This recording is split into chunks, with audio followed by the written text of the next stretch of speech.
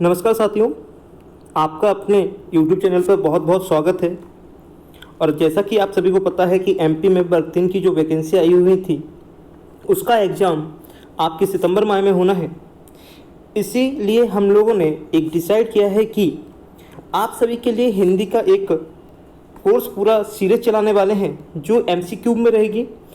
Topic by topic में आपके साथ में जितने भी अभी तक एमपी में या अदर्स स्टेट में जो भी क्वेश्चन आपके टीटी वगैरह में आए हुए हैं वो सारे के सारे क्वेश्चन मैं यहाँ पे सॉल्व कराऊंगा। और साथ में आपको एक पूरा का पूरा लगभग एक एक टॉपिक के 50 से 100 क्वेश्चन मैं आपको यहाँ पे कराऊंगा। और जैसे आपकी पूरी की पूरी यहाँ पे तैयारी कराई जाएगी एमपी वर्ग 3 की। आज से हम लोग एक नई सीरीज स्टार्ट कर रहे हैं हिंदी। कुछ दिनों बाद आपको मैथ भी मिलेगी, कुछ दिनों बाद आपको चाइल्ड डेवलपमेंट भी मिलने वाला है, ईवीएस भी मिलने वाला है। इसलिए आप सभी से एक विनम्र निवेदन है कि आप लोग ज़्यादा से ज़्यादा इस वीडियो को शेयर करें, ज़्यादा से ज़्यादा लाइक करें और ज़्यादा से ज़्यादा कमेंट करें। तो चलिए आइए, आज का हमारा जो टॉपिक है वो वर्णमाला है। और वर्णमाला में हम लोग अपने एमसीक्यू स्टार्ट करेंगे। आज पहली वीडियो में सिर्फ 20 क्वेश्चन आएंगे और 20-20 क्वेश्चनों की हम लोग सीरीज चलाएंगे। तो आइए चलते हैं, हम लोग जानते हैं वर्णमाला के बारे में। जैसा कि आप सभी को दिख रहा है कि पहला क्वेश्चन क्या है, अयोग वाहक कितने प्रकार के होते हैं। वो कितने लिखना भूल गया हूँ, सही कितने होता है, ठीक है। तो याद रखिएगा अयोग वाहक कितने प्रकार के होते हैं। तो आप सभी से पहला क्वेश्चन तो यही पूछा जा सकता है कि अयोग वाहक होता क्या है। अयोग वाहक होता क्या है तो आप सभी ने बहुत बार पढ़ा होता। अयोग मतलब क्या होता है, मतलब किसी के योग ना होना। वह मतलब होता है किसी का मतलब क्या होना, अर्थ होना। वो क्या कहलाता है, अयोग वाहक कहलाता है। अयोग वाहक कितने प्रकार के होते हैं तो आप सभी को बता देते हैं, 2 प्रकार के होते हैं। और कौन कौन से होते हैं तो आप सभी को याद रखना है। एक होता है आपका अंग होता है, एक आपका होता है आहा। एक आपका अंग होता है, एक आपका क्या होता है बेटा, आहा होता है। इस बात को अच्छे से याद रखिएगा। अगर आपसे पेपर में कभी पूछा जाए अयोग वाहक कितने प्रकार के होते हैं तो 2 प्रकार के होते हैं। नहीं तो आप लोग एक आराम से इस तरह से भी याद कर सकते हैं, जैसे कि आप लोग एक बहुत अच्छी मोजी टाइप के बनाते हैं, इस टाइप से, ठीक है। इस टाइप से मोजी बनाते होंगे। तो ये दोनों क्या हो गए, हमारे अंग हो, यानी कि आहा हो गए, ठीक है। और ये हमारा क्या हो जाएगा, अंग हो जाएगा। इस वाले को क्या कहा जाता है, जहाँ पे भी पीछे 2 बिंदी लगी रहती है उसको बोला जाता है विसर्ग। क्या बोला जाता है बेटा, विसर्ग बोला जाता है। और जिसके ऊपर एक बिंदी लिखी रहती है उसको बोला जाता है अनुस्वर। उसको क्या बोला जाता है, अनुस्वर बोला जाता है। इस बात को अच्छे से याद रखिएगा। तो अयोग वाहक कितने प्रकार के हुए, 2 प्रकार के हुए। कौन कौन से हुए, अंग हुए, आहा हुआ, ठीक है। आहा मतलब होता है जिसमें विसर्ग की बिंदी लगी होती है, और अंग मतलब ऊपर लगी रहती है, उसको अनुस्वर बोलते हैं। अयोग वाहक ना तो स्वर होते हैं ना ही व्यंजन होते हैं, इस बात को अच्छे से याद रखिएगा। तो पहले क्वेश्चन में आई होप किसी को कोई प्रॉब्लम नहीं होगी। तो चलिए अगला क्वेश्चन देखते हैं। अयोग वाहक हैं, देखिए मैंने पहले क्वेश्चन में ही इसका एक्सप्लेन किया है। अयोग वाहक क्या है तो आपको बताना है। अयोग वाहक क्या होते हैं, विसर्ग होते हैं और अनुस्वर भी होते हैं। यानी कि आपके तीनों ऑप्शन है, विसर्ग और अनुस्वर, यानी कि इसमें याद रखिएगा, ठीक है, विसर्ग और अनुस्वर। अब देखिएगा बेटा, मैंने आपसे कहा एक तो आपका आहा होता है, एक आपका क्या होता है, अंग होता है। ये दोनों आपके क्या हो जाते हैं बेटा, आपके होते हैं अयोग वाहक। अयोग वाहक क्या होते हैं, ना तो स्वर होते हैं ना ही व्यंजन होते हैं। तो इस तरह से आपके सारे के सारे ऑप्शन आएंगे, तो आप लोग को याद रखना है। चलिए अगला क्वेश्चन इंपॉर्टेंट है और बहुत बार पेपर में आया हुआ है। आपके एमपी प्लस हुआ, किसी भी एग्जाम हुए, यहाँ पे बहुत बार ये क्वेश्चन पूछा गया है कि ए और ए किस प्रकार के वर्ण हैं। ए और ए किस प्रकार के वर्ण हैं तो ये बताना पड़ेगा। तो ए और ए किस प्रकार के वर्ण हैं, पहला ऑप्शन दिया गया कंठ तालु, दूसरा ऑप्शन दिया गया दंतोष्ठ, तीसरा ऑप्शन दिया गया बेटा तालु, या चौथा ऑप्शन दिया गया इनमें से कोई नहीं। तो ए और ए, अब हमने पहले सोचा ए और ए होता क्या है, भाई ये भी नहीं पता हमको। तो याद रखिएगा ए और ए जो होता है वो कंठ प्लस तालु से बोला जाता है। इस बात को आपको अच्छे से याद रखना है। किससे बोला जाता है बेटा, कंठ प्लस तालु से बोला जाता है ए और ए, ठीक है। इस बात को अच्छे याद रखिएगा। और ये क्या होते हैं, स्वर होते हैं। तो आपसे अगर क्वेश्चन पूछा जाए कि ए और ए किस प्रकार के वर्ण हैं तो आपको बताना है कि एक कंठ और तालु से बोले जाने वाले वर्ण हैं, और एक किस प्रकार के हैं तो स्वर होते हैं, ठीक है। ये आपके क्वेश्चन बहुत बार आता है, तो इस बात को अच्छे से याद रखना है। चलिए बेटा अगले क्वेश्चन पे चलते हैं और अगला क्वेश्चन भी इंपॉर्टेंट है। ओ और ओ से ओखली और औ से औरत। तो आप सभी ने ये पढ़ा होगा बचपन में। तो ओ और औ किस प्रकार के वर्ण हैं? थोड़ा सा मिसप्रिंट हो गया है, अगली बार से ये सारी चीज़ें ध्यान रखी जाएंगी। ओ और औ किस प्रकार के वर्ण हैं तो आपको बताना है। अब सबसे पहले बात आती है कि ओ बोलो, आप बोलोगे ओ यानी कि आपके हल्के से ओठ आगे को आ रहे होंगे और आपका जो कंठ होगा ना वो हल्का सा क्या हो रहा है, नीचे को दब रहा होगा। यानी कि अगर देखा जाए तो अगर आपसे पेपर में पूछा जाए क्या है, किस प्रकार से बोला जाता है, तो आपको बताना पड़ेगा बेटा ये किस प्रकार से बोला जाता है। दंतोष्ठ भी लिख के आ जाता है। दंतोष्ठ मतलब सॉरी कंठोष्ठ है, दंतोष्ठ नहीं बोला है, कंठोष्ठ। कंठ मतलब कंठ हो गया, ओष्ठ मतलब होते हैं हमारे ओठ। तो याद रखिएगा ओ और आई किस प्रकार के वर्ण है, तो याद रखिएगा कंठोष्ठ है, यानी कि इसका आंसर क्या हो जाएगा बेटा, सी हो जाएगा। इसी याद रखना है इस सारी की सारी चीज़ों को। अगला क्वेश्चन पे चलते हैं। अगले में क्या है,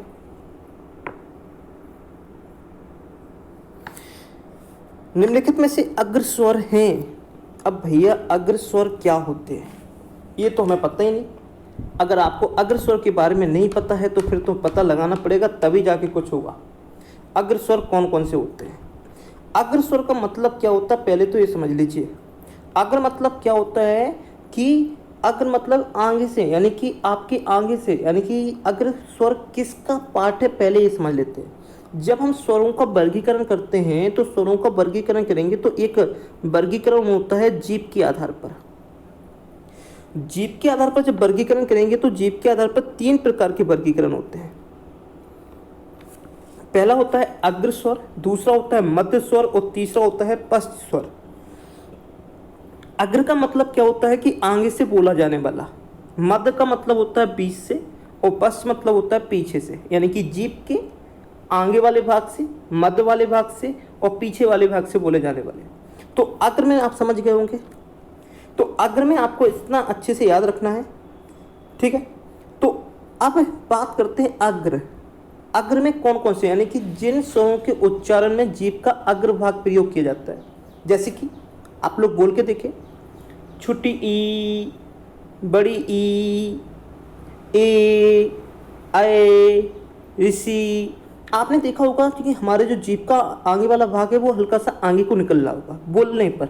आप एक बार बोल के देखिएगा, आपको देखिए हमारी जो वर्णमाला है वो सिर्फ पूरा का पूरा सिर से लेके जो आपके कंठ तक होता है पूरा का पूरा यहाँ पे विराजमान होती है। अगर आपने ये सीखना है तो आपको इस पे एक्सप्लेन करना पड़ेगा। आप जैसे पढ़ रहे हैं अग्र, अग्र की मैंने पूरी परिभाषा बताई बेटा, क्या कि जिन स्वरों के उच्चारण में जीभ का अग्र भाग यानी कि जीभ का आगे वाला भाग प्रयोग होता है। अब मैंने कहा कौन कौन से होते हैं, मैंने 2 बताए बेटा आपको। मैंने कौन कौन सा बताया बेटा, एक बताया छोटी ई, आप बोल के देखो आगे वाला भाग प्रयोग हो रहा है। बड़ी ई आगे वाला हो रहा है, ऋषि आगे वाला हो रहा है। और हाँ, तो इसका आंसर क्या हो जाएगा बेटा, इसका आंसर हो जाएगा वी।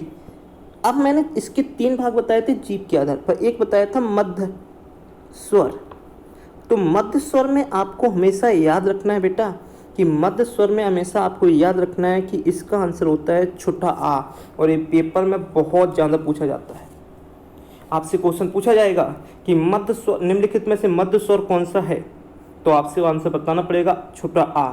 अब देखिए हमने अग्र पढ़ लिया, मध्य भी पढ़ लिया और जो बचा है हमारा वो कौन सा हो जाएगा, पीछे वाला यानी कि पश्च। तो आपको ये तीनों की तीनों चीज़ें जीभ के आधार पर पूरा समझ में आ गया होगा। इसलिए तो मैंने एमसीक्यू भी स्टार्ट किया है। मैंने कहा चैप्टर का पूरा एमसीक्यू में समरी आ जाएगी, तो डिटेल में पढ़ने की हमको ज़रूरत नहीं पड़ेगी और हमारा सिलेबस ज़्यादा से ज़्यादा हो जाएगा। इसकी भी जो आपको पता होगा कि इसकी जो आपकी 15 नंबर की आपकी ये आएगा व्याकरण और 15 नंबर की आपकी आती है पेडालॉजी। तो इसके साथ साथ मैं पेडालॉजी भी स्टार्ट करने वाला हूँ बहुत जल्दी। तो आप लोग बस ज़्यादा से ज़्यादा इसको शेयर करें और ज़्यादा से ज़्यादा लाइक करें। चलिए तो अगले पे आते हैं और अगला क्वेश्चन है कि वृत्ताकार स्वर नहीं है। अब समस्या हो गई भाई, वृत्ताकार स्वर नहीं है, ये क्या हो गया। वृत्ताकार स्वर की बात करते हैं, मैंने अभी इससे पहले बताया कि जब स्वरों का वर्गीकरण करते हैं तो उच्चारण के अनुसार करते हैं, जीभ के अनुसार करते हैं, मुख के अनुसार करते हैं, ओठों के अनुसार करते हैं। तो आपको याद रखना है कि वृत्ताकार की बात कर रहा हूँ तो वृत्ताकार में आपको याद रखना है कि ओठों की स्थिति के अनुसार 2 प्रकार के होते हैं। इस बात को याद रखिएगा। ओंठों की स्थिति के अनुसार कितने प्रकार के होते हैं? दो। एक होता है वृत्ताकार, एक होता है अवृत्ताकार, या इसको कभी कभी ऐसे लिख के आ जाता है व्रतमुखी, अव्रतमुखी। तो आपको याद रखना है कि व्रतमुखी क्या होगा, अव्रतमुखी क्या होगा। देखिए भैया, आपको अच्छे से याद रखिएगा कि व्रतमुखी और अव्रतमुखी की बात करना है। इसमें पूछा गया वृत्ताकार नहीं है, आप बोल के देखें। छोटा ऊ, आपके जो ओंठ होंगे वो हल्के से गोल हो रहे होंगे। बड़ा ऊ, ओंठ गोल हो रहे हैं। ओ, ओंठ गोल हो रहे हैं। भाई जब ओंठ गोल हो रहे हैं और हमने बोला छोटा आ, तो हमारा ओंठ क्या नहीं हो रहे हैं, गोल नहीं हो रहे हैं, और तो हमारा आंसर क्या हो जाएगा बेटा, बी हो जाएगा। जिसमें भी आपके ऐसे स्वर जिनको बोलने पर आपके ओंठ कैसे हो जाएं, वृत्ताकार हो जाए, उनको बोला जाता है वृत्ताकार स्वर। और ऐसे स्वर जिनको बोलने पर हमारे ओंठ गोल नहीं होते, उनको बोला जाता है अवृत्ताकार। तो किसी को कोई प्रॉब्लम नहीं होगी, कोई समस्या नहीं होगी इस वाले क्वेश्चन में। चलिए तो आइए आगे वाले क्वेश्चन में चलते हैं। चलिए देखिएगा बेटा कि आपको बता दें, जिह्वा के आधार पर स्वरों के कितने भेद होते हैं। स्वरों के कितने भेद होते हैं? जीवा मतलब समझ रहे होंगे, जीवा मतलब होता है जीभ। और मैंने जस्ट पहले अभी बताया कि 3 प्रकार के होते हैं, अग्र, मध्य और पश्च। और पहले वाले में आपको पूछा भी जा चुका है, तो आपको इसमें कोई क्वेश्चन में कोई प्रॉब्लम नहीं होगी। चलिए तो आगे वाले क्वेश्चन में पढ़ते हैं और देखते हैं 8वां क्वेश्चन क्या होगा। देखिए बेटा, मैं आपको वादा करता हूँ, आपको प्रॉमिस करता हूँ कि जितना मैं पढ़ाऊँ उतने आप MCQ पढ़ लीजिए, आपका इससे बाहर नहीं आएगा, ये प्रॉमिस है मेरा। बस आपको पढ़ना है, ज़्यादा से ज़्यादा लोगों के पास पहुँचाएं, क्योंकि आप सभी को पता है इस समय कोचिंग संस्थान सारी बंद चल रही हैं।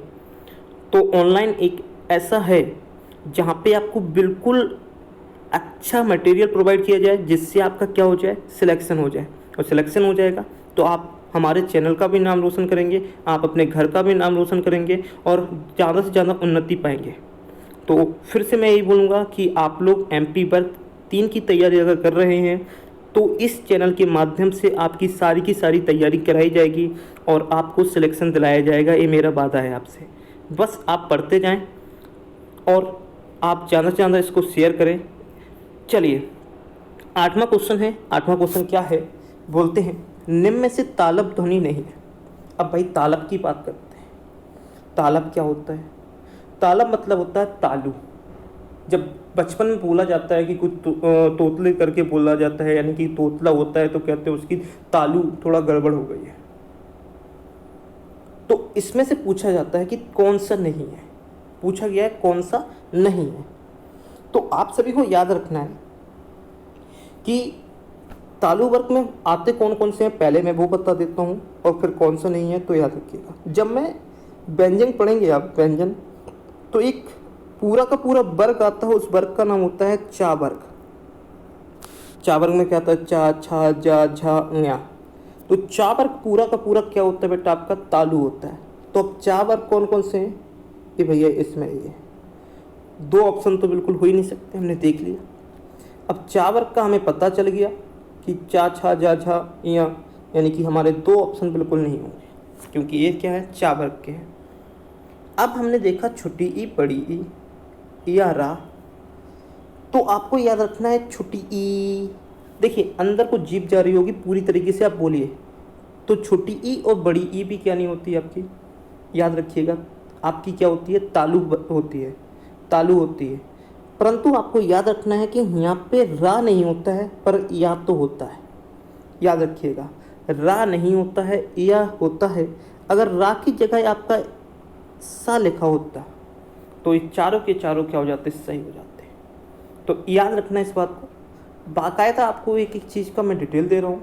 तो इसके आपका क्वेश्चन नंबर 8 का आंसर क्या हो जाएगा, क्वेश्चन नंबर 8 का आंसर हो जाएगा या, यानी कि सी। याद रखिएगा। चलिए 8वां क्वेश्चन चलते हैं, और 8वें क्वेश्चन में बड़ा अच्छा क्वेश्चन है। अगर ये आपने नहीं कर पाए तो मतलब ये मानिएगा बड़ा, क्या बोलें, इसमें पूछा गया है कि निम्नलिखित में से सही नहीं है। ये वर्ण दिए गए हैं, ये उच्चारण दिए गए हैं, और आई होप आपको 1 मिनट में देख के पता लग जाए। क्यों? क्योंकि मैं पिछले वाले क्वेश्चन में बता चुका हूँ इसका आंसर। दिख लिया होगा ए वाला आपका नहीं है, क्योंकि मैंने बताया है तालु में क्या होता है, छोटी ई, बड़ी ई, चा वर्ग आता है, या आता है और सा आता है, और का खा कंठ से बोला जाता है, या व अंतस्थ होते हैं, पा फा ओष्ठ होता है, तो इसमें कोई समस्या नहीं होगी। 9वें का आंसर ए होगा, आपको इस बात को अच्छे से याद रखना है। चलिए तो अगले वाले क्वेश्चन पर चलते हैं। 10वां क्वेश्चन क्या है, तो 10वें क्वेश्चन में कहा गया है निम्न में से घोष वर्ण नहीं है। भाई घोष क्या होता है, अघोष क्या होता है, सबसे पहले तो ये जान लेते हैं। घोष अघोष बात करते हैं तो घोष का मतलब होता है, घोष का मतलब क्या होता है इसके बारे में जान लो पहले। घोष का मतलब होता है बेटा,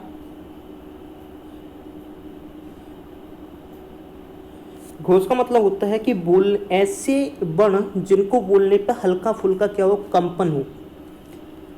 आप कभी भी इस चीज को पढ़ेंगे तो 2 होते हैं, एक होता है आपका अघोष होता है, एक होता है सॉरी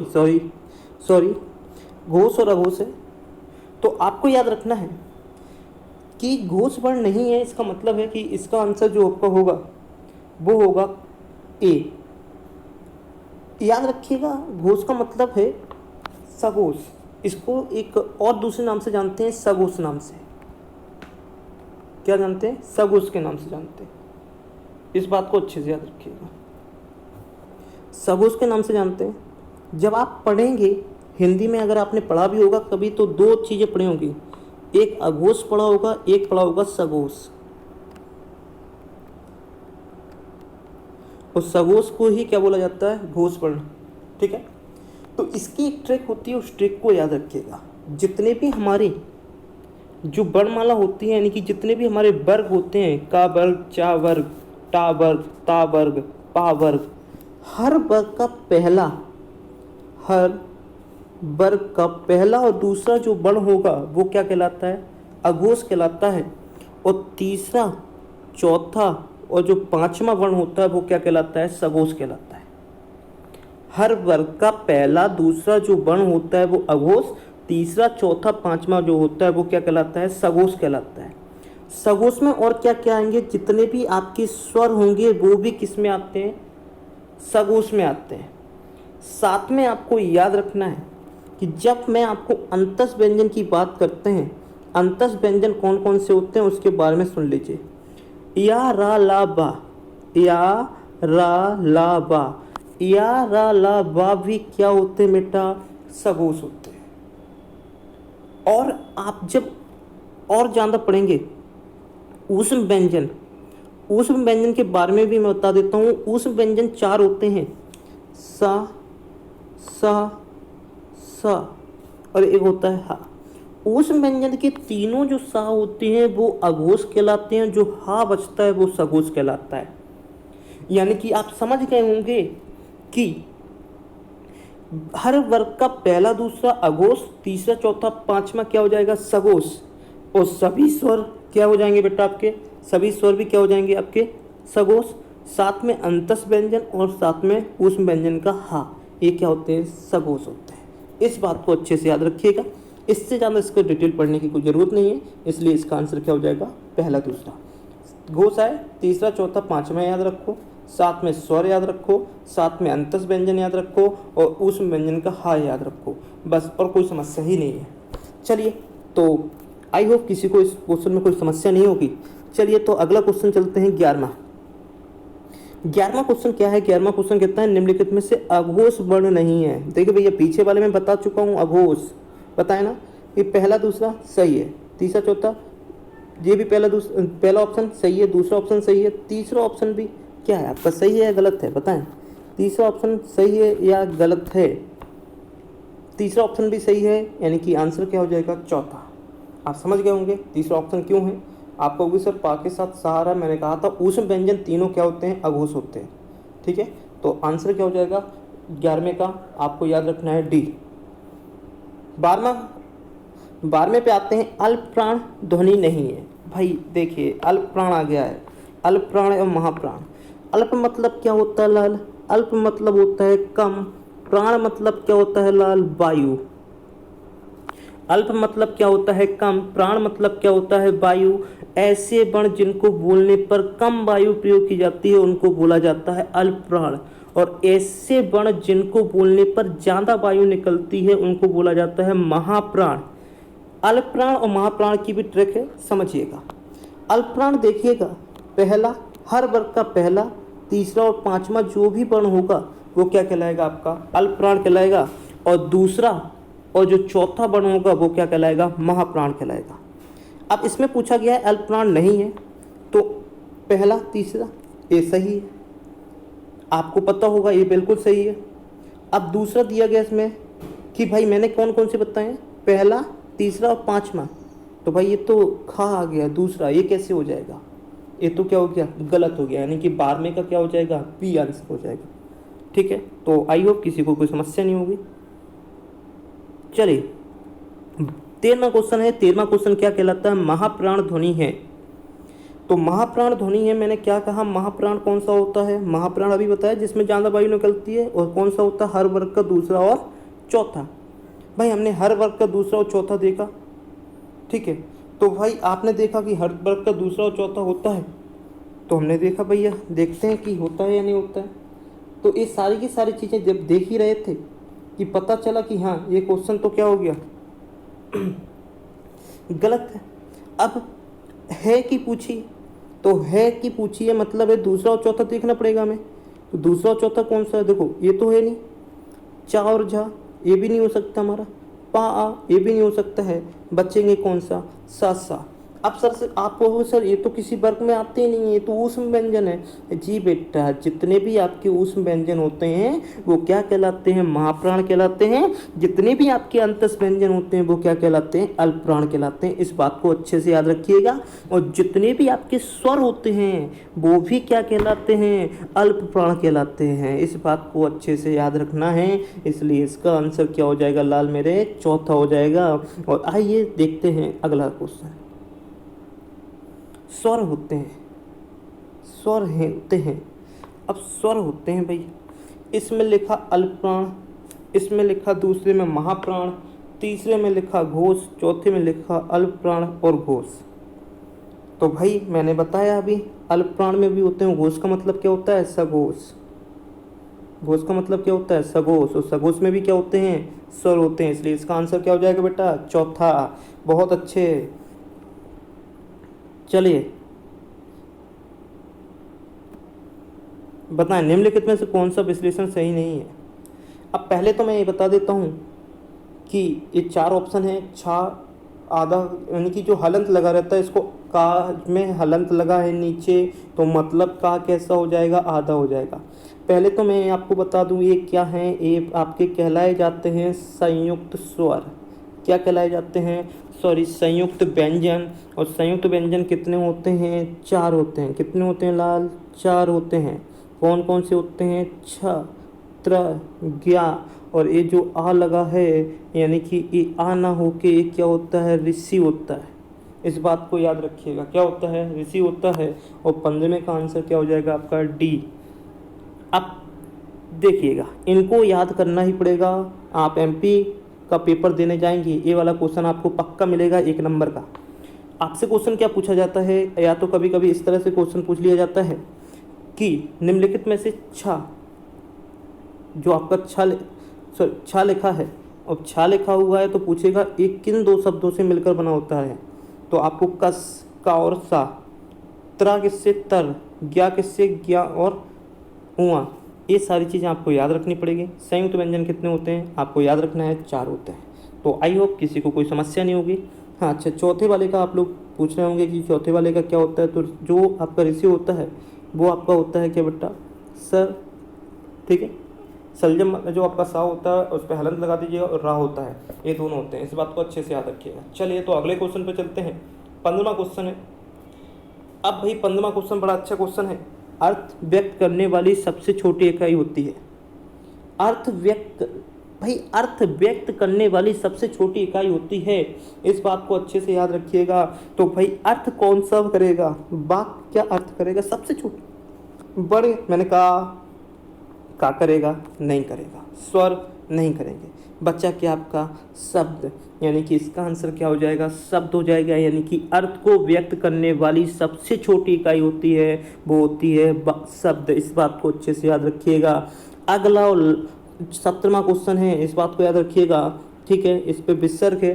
अनुस्वर और विसर्ग को क्या कहते हैं भैया? पहला दूसरा क्वेश्चन देखिए, यही क्वेश्चन मैंने कराया है और आप सभी को पता होगा ये कौन सा है, अयोगवाह। देखिए क्वेश्चन घुमा के आए थे, ये सारे के सारे क्वेश्चन क्या होते हैं, एक दूसरे से घुमा दिए जाते हैं, और जब घुमा दिए जाते हैं तो समझ जाइएगा एक समस्यादार है। बस घुमाएगा, आपको घुमाने की कोशिश करेगा। भाई कितना घुमाएगा? जब आप पूरा का पूरा उसका निचोड़ पढ़ लेंगे, क्या घुमाएगा? कुछ नहीं घुमा सकता है। इसलिए देखिए हमने तुरंत पढ़ा, हमने आंसर बता दिया। क्या होगा बेटा? अयोगवाह। मैंने एक इस तरह की मोजी बनवाने की बोला था, ये आपकी क्या हो जाती है बेटा, आपको याद रखना है। ये आपके हो जाते हैं क्या बेटा? यानी कि इसको विसर्ग बोलते हैं, इसको अनुस्वर बोलते हैं। इस बात को अच्छे से याद रखिएगा, ठीक है। तो आपका अगला आंसर क्या, आपका 7वें का आंसर क्या होगा? सी होगा। यानी कि 18वें का आंसर आते हैं, और 18वां जो है वो क्वेश्चन थोड़ा गलत लिखा हुआ है, ठीक है। उस क्वेश्चन को पहले मैं सही कर देता हूँ, क्योंकि थोड़ा टाइपिंग मिस्टेक हो गई है। अगली बार से बिल्कुल ध्यान रखा जाएगा, क्योंकि हर बार जो मात्रा हो वो थोड़ा सा समस्या दायर हो गई है। तो इसका जो मतलब है वो है नासिक व्यंजन नहीं है, ठीक है। अगली बार पूरी तरीके से इसका ध्यान रखा जाएगा आपकी टाइपिंग का। नासिक व्यंजन नहीं है, तो नासिक व्यंजन नहीं है, पहली बात तो आती है नासिक व्यंजन होते कौन कौन से। तो याद रखिएगा कि जो हमारे वर्ग होते हैं, का वर्ग, चा वर्ग, टा वर्ग, ता वर्ग, हर वर्ग का जो 5वां वर्ण होता है वो हमारा क्या कहलाता है? नासिक व्यंजन कहलाता है। हर वर्ग का 5वां व्यंजन क्या कहलाता है? नासिक कहलाता है। अब भाई 5वां देखो कौन कौन से हैं इसमें, भाई देख लीजिए आप लोग। 5वें में देखा, मैंने देखा ये तो 5वां है बिल्कुल, ये भी 5वां है बिल्कुल, ये भी 5वां है बिल्कुल। तो आंसर क्या हो जाएगा? या। आप ऑप्शन देखा करो, घबराना नहीं है, ऑप्शन देखना है। अगली बार से, कल से जब भी आपकी वीडियो आएगी नेक्स्ट, ठीक है, तो आपका ये सारा सही कर दिया जाएगा, ठीक है। तो टेंशन नहीं लीजिएगा, इसकी पीडीएफ भी आपको प्रोवाइड की जाएगी, ठीक है। चलिए तो अगले क्वेश्चन पे चलते हैं। अगला क्वेश्चन है संघर्षी व्यंजन। बड़ा अच्छा क्वेश्चन है संघर्षी व्यंजन। और संघर्षी व्यंजन का आंसर क्या होगा? आप लोग देख रहे हैं, लिखा है चा, छा, जा, का, खा, गा, सा, सा, सा, हा, या, र, लवा। आपने देखा ये तो हो ही नहीं सकते सर। आपने देखा ये हो नहीं सकते, और मैंने कहा भाई हो सकते हैं। सा, सा, सा, हा। आप कहोगे सर ये ऊष्म व्यंजन है, ये अंतस व्यंजन, ये कैसे हो जाएंगे? भाई मेरे, ऊष्म व्यंजन का ही तो दूसरा नाम है संघर्षी व्यंजन, इसलिए आंसर क्या होगा? सी। इस बात को अच्छे से समझ जाइए, ठीक है।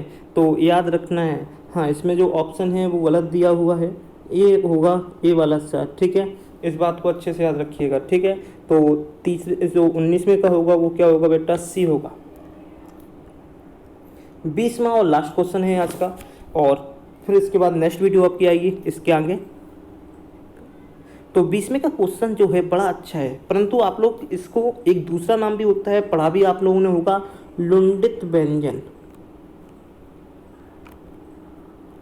लुंडित व्यंजन, कभी कभी इसका नाम चेंज होकर आ जाता है, तो मैंने इसलिए इसको इसमें नाम से लिखा है, ठीक है। तो इसका दूसरा नाम क्या होता है? लुंडित व्यंजन। और लुंडित का मतलब होता है क्या? लुंडित मतलब है कि जीभ तालू से लुढ़क कर संपर्क करती है। मतलब जीभ क्या करती है? मतलब जैसे आपने बॉल देखा होगा, आगे जाती जाती है, अपन लोग पीछे से मतलब आगे को बॉल फेंकते हैं तो क्या लुढ़कती हुई जाती है। तो इसलिए लुढ़कता हुआ व्यंजन कौन सा कहलाता है? तो लुढ़कता हुआ जो व्यंजन होता है वो आपका कौन सा कहलाता है? वो कहलाता है रा, ठीक है। तो इसका आंसर क्या हो जाएगा 20वें का? आपका सी आंसर हो जाएगा। इस बात को अच्छे से याद रखिएगा। आपको आज मैंने पहला टॉपिक है वर्णमाला, इसके पूरे के पूरे 20 क्वेश्चन कराए हैं। अभी मैं और सारे क्वेश्चन, बहुत सारे क्वेश्चन हैं जिसको मैं आपको कराऊंगा, तो आप लोग टेंशन मत लीजिएगा। मैं लगभग वर्णमाला के आपको कम से कम बता रहा हूँ, तो 70, 80 या 100 के समथिंग मेरा जो है एम है, 100 क्वेश्चन आपको कराऊंगा। चलिए, तो एक मेरी तरफ से आप सभी के लिए है, बहुत अच्छा क्यूट है। मैंने पढ़ने की कोशिश में आप लोगों की, मैंने कहा कि थोड़ा सा अंदर की जो आत्माएँ हैं वो विराजमान हो गई हैं, यानी कि ख़त्म हो रही हैं, उनको थोड़ा जागृत कर दिया जाए।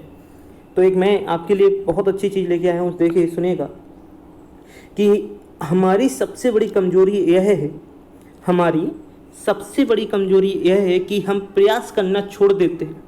हम प्रयास करना छोड़ देते हैं, परंतु याद रखिएगा सफलता का एक रास्ता है। सफलता का एक रास्ता है कि एक बार और प्रयास किया जाए। सफलता का एक रास्ता है कि एक बार और प्रयास किया जाए। आप असफल हो जाते हैं तो घबराने की कोई बात नहीं है बेटा। आप क्या करें, दोबारा इसकी तैयारी करें। आपको टेंशन नहीं लेना। आप देखिए, सफलता तभी होती है जब असफलता होती है, क्योंकि हमें गलतियों से सीख मिलती है, और जब तक हम गलती नहीं करेंगे तो हमको क्या जीवन का अनुभव नहीं होगा। इसलिए याद रखिएगा, हमारी सबसे बड़ी कमजोरी को क्या बनाना है, सबसे बड़ी मजबूत पॉइंट बनाना है। ठीक है, तो आप सभी को मेरा वीडियो कैसा लगा है आप सभी ज़रूर कमेंट बॉक्स में बताएं। आज के लिए हम लोग इतना ही रखते हैं। So thank you very much.